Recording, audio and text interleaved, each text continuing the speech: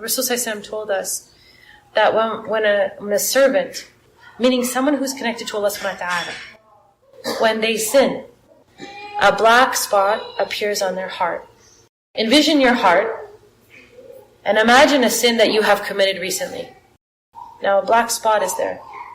And subhanAllah, if we give up and we seek forgiveness, then our heart will be cleansed. Give up that sin, we seek forgiveness, our heart will be cleansed.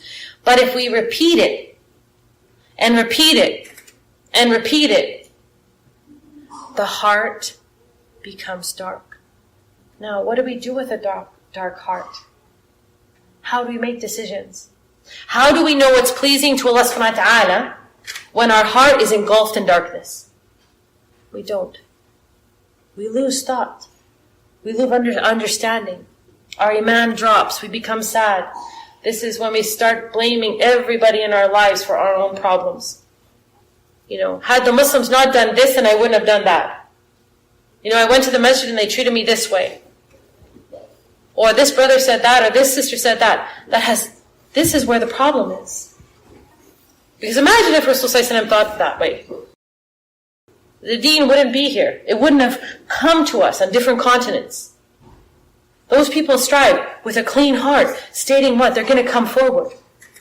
They're going to constantly struggle and strive. Because we sin. We sin, we erase, we complete. That's it. We keep putting more light in our hearts.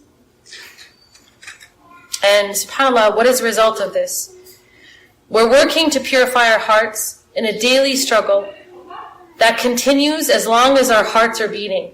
As long as we have life, this life will continue to be a test. As long as we have life.